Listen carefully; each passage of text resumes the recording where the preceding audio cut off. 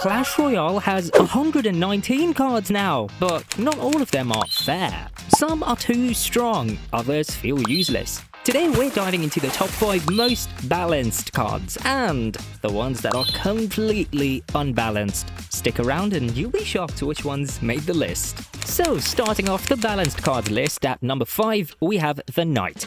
The Knight is everything a balanced card should be. For just 3 elixir, you get a medium speed ground troop with solid health and single target damage. Its stats are great for the cost and it's never too broken. It doesn't have any flashy mechanics, no dashes, no air attacks, no stuns, but it works. And it works really well. You can use it to defend against glass cannons like Musketeer or Magic Archer. If properly placed, it can even counter a Mega Knight. But here's the key, it's not too good that people consider it broken. Like every balanced card, it has its counters too. The Knight can be dealt with air. It loses to swarms. It gets melted by high DPS units like Mini P.E.K.K.A. or Prince. Therefore, it fits into decks where skill and timing matter. That's why Knight is loved in Hog Rider and minor cycle decks. It has good synergy with those cards, but not broken combos. Speaking of broken, the next card is considered broken not because of its stats, but because of how random it is. Starting off the unbalanced list at number 5, we have the Graveyard. Now, Graveyard is a totally unpredictable card. For 5 elixir, you get a horde of skeletons spawning randomly around a tower for over 9 seconds. Sounds fair, right? Not really. Sometimes the skellies spawn perfectly away from your counters and it's a 1000 damage push. Other times, they all spawn far from the tower and get one shot before they can get any damage. That's the problem. It's too inconsistent for both players. The RNG factor is already so dumb, and when paired with poison or freeze, it becomes almost unstoppable. You drop a tank like Giant, then Graveyard plus poison. Suddenly your tower is melting and there's nothing you can do to stop it. Therefore, Graveyard is unbalanced. Not because it's strong every time, but because when it is, it feels completely out of your control. Even poison, which is supposed to be the hard counter to Graveyard, fails to work well against it every time. This unpredictable nature of the Graveyard is the reason why people have been complaining about it for years now, and despite several nerfs, the main issue remains unresolved. As long as the RNG factor remains, Graveyard will remain unbalanced. Although the Graveyard is considered quite unreliable, our next card is loved by players because of how reliable she is. At number 4 of the most balanced list, we have the Musketeer. At 4 elixir, the Musketeer has great range and excellent damage per second. She's one of the best answers to flying units like Balloon and Baby Dragon. She's not that good against beatdown tanks herself, so you need to pair her well with a mini tank. But she has a fatal flaw: low hit points. One fireball or poison? Gone. A well-timed miner? She's done. That's what makes her balanced. You can't just spam her at the back and expect value. You need to protect her, position her well, and space her from your other troops. Therefore, when you do get value from her, it feels earned. The Musketeer is not too overpowered to be used in every deck, but she works really well with Balloon and Hog Cycle decks. Musketeer use and win rates over the years have shown how well balanced she really is. Although the same cannot be said about the next card on our list. Coming in at number 4 in the unbalanced list, we have everyone's hated card, the Mega Knight. Imagine spending all your elixir on one push, and then all of a sudden, a Mega Knight drops out of nowhere. Yup, your push is gone, just like the chances of you getting the win. Mega Knight has always been the most problematic card in Clash Royale. For 7 elixir, you get a spawn jump that deals splash damage, unreal hit points, a jump attack that clears swarms. On paper, that sounds fair for 7 elixir, but here's the issue. Balanced cards should allow for skill expression, meaning that good players should be able to use a card better than bad players. But that's certainly not the case with the Mega Knight.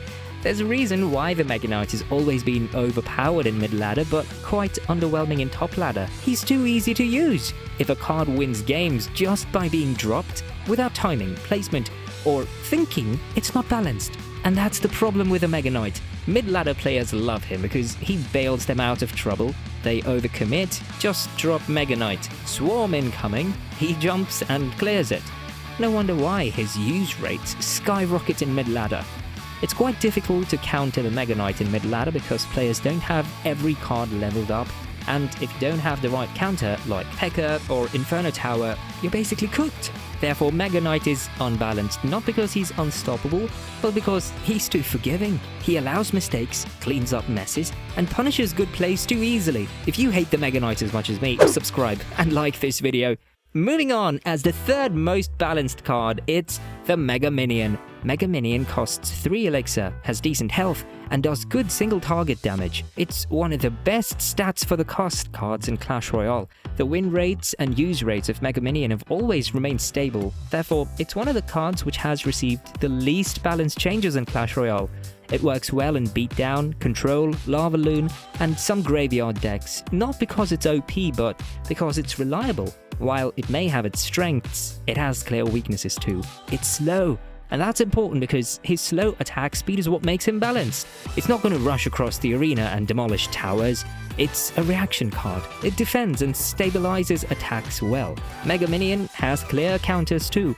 Archers can distract it, bats can overwhelm it.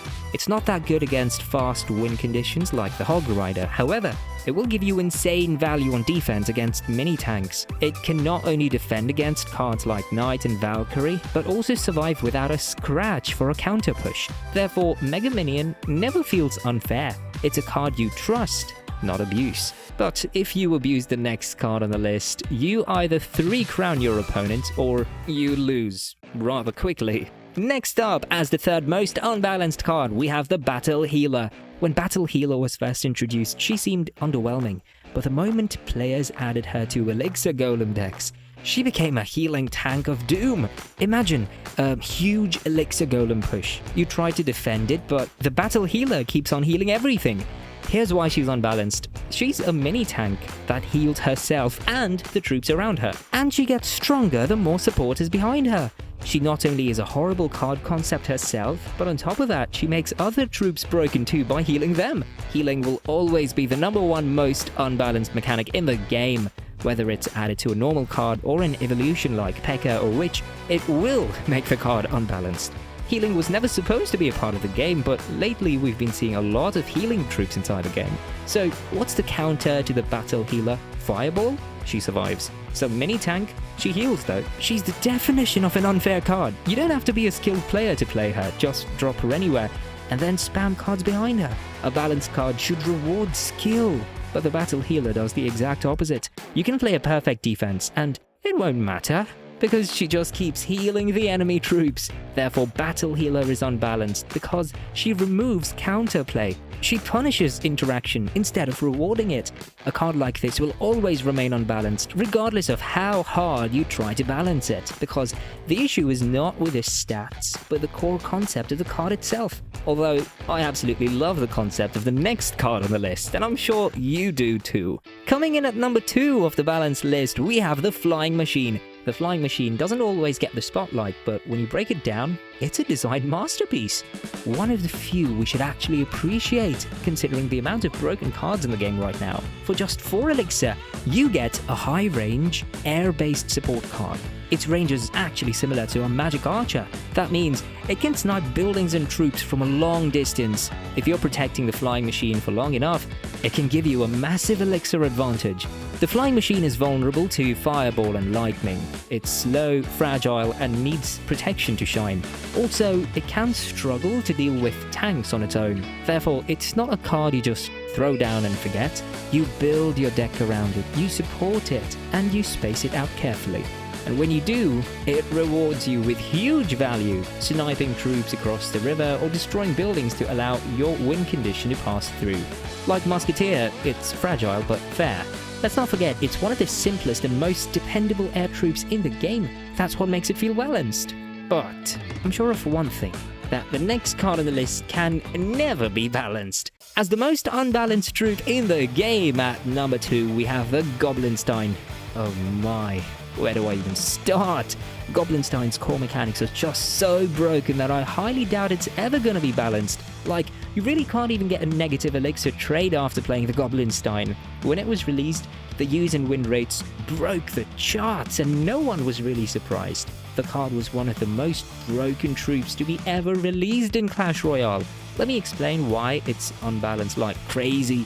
First of all, you can literally use it in almost any deck. Regardless of the deck type, the Goblin Stein is a card that will surely provide you value, and the fact that it's a threat on both offense and defense just makes it unbalanced. But the major issue is that the Goblin Stein has dual unit deployment. It spawns the monster and the doctor, both of which have complementary roles. This allows the Goblin Stein to fulfill multiple tasks: tank, support, and anti-swarm. All of this comes within a single card slot, which reduces the need for additional cards in a deck. The ability to split the monster and doctor into different lanes by deploying in the middle further enhances its strategic flexibility. If this card is not unbalanced, I don't know what is. Goblin Stein's ability only adds to how unfair the card really is. The fact that it can be activated even after the monster dies is just stupid. Goblin Stein is a card that basically does everything, and that is something which makes a card totally unbalanced. Finally, as the most balanced card in Clash Royale, we have the Hog Rider. Let's be real, there's a reason why Hog 2.6 is a classic. For a win condition to be this balanced is unheard of in a game like Clash Royale. Let's break it down. The Hog Rider is simple. 4 elixir, goes straight to towers, does consistent damage and doesn't have any gimmicks. No rage, no invisibility, no lava pup explosions, just raw tower damage. Did you know that the last major balance change the Hog Rider received was way back in 2017? And since then, for 9 years, the Hog Rider has been the most consistent and balanced win condition in Clash Royale. His usage rates and win percentages have remained consistent despite the meta. But what balances him is how many counters exist. Tornado and Fisherman can pull him towards the King Tower, and once it's activated, it's quite hard for your Hog Rider to get damage.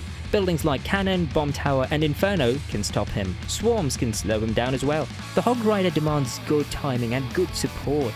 Pairing him with cards like Earthquake and Firecracker makes a great synergy.